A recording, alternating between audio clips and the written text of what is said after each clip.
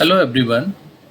In this video lecture, we will discuss concept of first order linear differential equation. Basically इसमें भी मैं सिर्फ आपको कुछ एक पर्टिकुलर कॉन्सेप्ट यहाँ पर डिफाइन करने की कोशिश कर रहा हूँ। जैसे हम लीनियर डिफरेंशियल इक्वेशन में इंटीग्रेटिंग फैक्टर वर्ड यूज करते आए, नॉर्मली 10+2 लेवल पर हम जो लोग सीखते हैं, मैं पहले इक्वेशन नोट कर दूँ एंड देन उसके बाद आपसे जो डिस्कशन करना चाहता हूँ उस पर डिस्कस करता हूँ। First of all we write the differential equation से dy/dx प्लस से something py equals to q।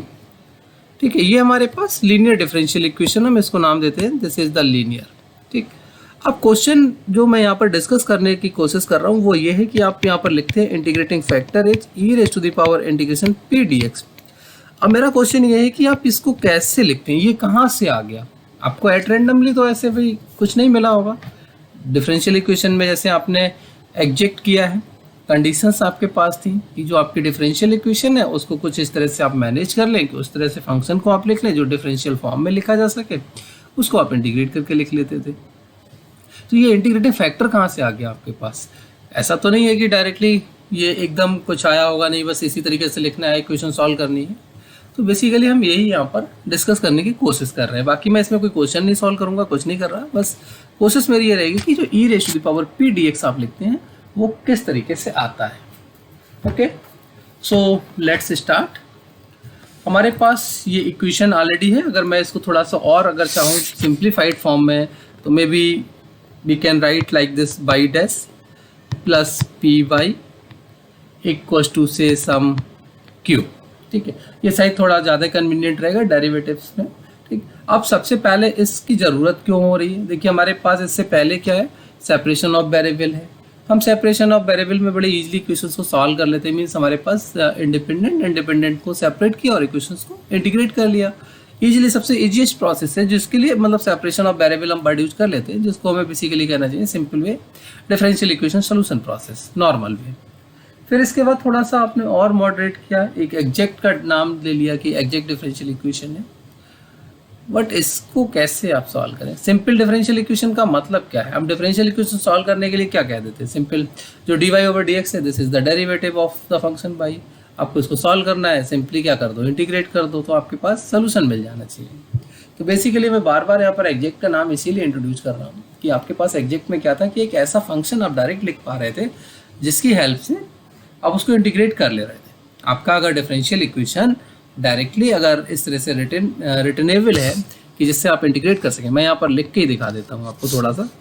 For example आपने जैसे कोई इस तरह से फंक्शन ले लिया d of x y equals to 0 something.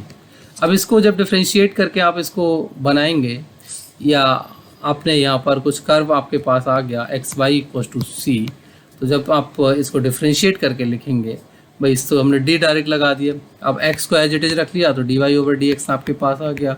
हमने x को रिटेन नहीं किया, y को रिटेन कर लिया, x का 1 आ गया। तो हमारे पास इस तरह से एक डिफरेंशियल इक्वेशन जो ये जो फॉर्म है इसको हम इजीली सॉल्व कर ले रहे हैं। ठीक है, तो अगर इस तरह की हमारे पास कोई फॉर्म है उसको तो हम डायरेक्ट सॉल्व कर पा रहे हैं। और इसी तरीके की डिफरेंशियल इक्वेशंस को हम बोलते हैं एग्जैक्ट डिफरेंशियल इक्वेशन। ठीक है, जिनको हम डायरेक्ट कुछ इस तरह के फंक्शंस की फॉर्म में एक्सप्रेस कर पाएँ, जिनका इंटीग्रेशन हमारे पास इजीली नोन हो। ठीक है, तो वो हमें यहाँ पर सॉल्व करने का तरीका दिया गया था।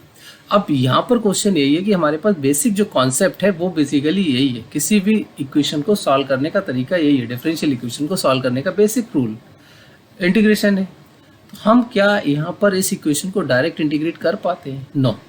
अगर हमारे पास इक्वेशन इंटीग्रेबल है तब तो हमें कुछ प्रॉब्लम ही नहीं है, फिर तो ये लीनियर और इन सब का कैटेगराइजेशन भी मीनिंगलेस हो जाएगा, कोई फर्क ही नहीं पड़ता है। ठीक है, अब प्रॉब्लम हमारे पास ये थी कि हम इसको डायरेक्ट इंटीग्रेट नहीं कर सकते हैं। अब जब डायरेक्ट इंटीग्रेट कर नहीं सकते तो अब हमने क्या किया, एक कोई फंक्शन सर्च कर लिया। एक फंक्शन हम सर्च करने की कोशिश करते हैं कि जिससे अगर हम इस इक्वेशन को मल्टीप्लाई कर दें, एक ऐसा फंक्शन जिसके थ्रू अगर हम इस इक्वेशन को मल्टीप्लाई कर दें और इसके बाद हमारी इक्वेशन इंटीग्रेबल हो जाए, तो बेसिकली वो जो पर्टिकुलर फंक्शन है this function is known as the integrating factor. तो हम यहाँ पर सपोज कर लेते हैं, लेट हमने यहाँ पर मान लिया late μx be the function by which multiplied to 1 and 1 is then 1 is integrable, by which 1 makes integrable। ये मैं लेमन लैंग्वेज यूज कर रहा हूँ आपके केवल समझने के लिए। तो हमने एक फंक्शन ले लिया, इससे हमने इसको मल्टीप्लाई कर दिया और हमारे पास इसके बाद क्या हुआ भाई, ये इक्वेशन हो गई इंटीग्रेबल। ठीक है, पूरी इक्वेशन को हमने मल्टीप्लाई कर दिया, अब ये है इंटीग्रेबल। तो मतलब कुछ ना कुछ इस तरह का एक फंक्शन एग्जिस्ट कर जाएगा जिसका आप इंटीग्रेशन कर सकते हैं, या जिसका जो डिफरेंशिएशन है वो आपको बेसिकली आपके पास क्या है, अब इक्वेशन आपको मिल रही है। तो क्या मैं यहाँ पर कुछ सपोज मैं इस तरह से मान सकता हूँ कि d of mu x times of y, अगर मैं इस लेफ्ट साइड को यहाँ पर देखूँ तो ये जो पहला वाला टर्म है mu x as it is रख लिया है, वाई डैश आपका डेरिवेटिव आ गया है, दूसरे में मैंने क्या कर लेना है, ये बाई मेरे पास रिटेन्ड आ जाना है, बाकी कुछ ये म्यू पे चेंजेस आ गए हैं जिसकी वजह से एक फंक्शन आपको यहाँ पर मिल रहा है, वो क्या है वही हम बेसिकली सर्च कर रहे हैं। तो ये मान लिया हमारे पास something q times of mu x आ गया। इस इक्वेशन को आप इजीली इंटीग्रेट कर सकते हो। अब लेकिन प्रॉब्लम कहाँ आ गई, अभी भी प्रॉब्लम है। तो ये डायरेक्टली जो अभी मैं यहाँ पर बोल रहा था कि म्यू एक्स तो एज इट इज आपके पास मिल रहा है, वाई डैश आपको यहाँ पर मिल गया, लेकिन ये टर्म नहीं बन पा रहा है। अगर मैं इसका डेरिवेटिव देखूँ तो ये तो समथिंग कुछ इस टाइप से आ रहा है, plus mu dash x Y something कुछ ये आएगा इसका डेरिवेटिव। तो बेसिकली कहीं ना कहीं हमारे पास ये फॉर्म तो हमें मिल रही है, this one is exist, but what is this one, तो यही तो बेसिकली ये है। सो कंपेयरिंग, हम क्या कर लेते हैं, कंपेयर कर रहे हैं। तो हमारे पास कितना आ गया, mu dash x y equals to p mu x y. One side कर लो भाई, mu dash x minus p times of mu x equals to 0। By non zero आपके पास फंक्शन है, मैंने उसको यहाँ से स्किप करा दिया। ये मतलब एक आपके पास ऐसा रिलेशन आ गया in terms of the known coefficient p with your unknown function, जो इस रिलेशन को सेटिस्फाई कर रहा हो।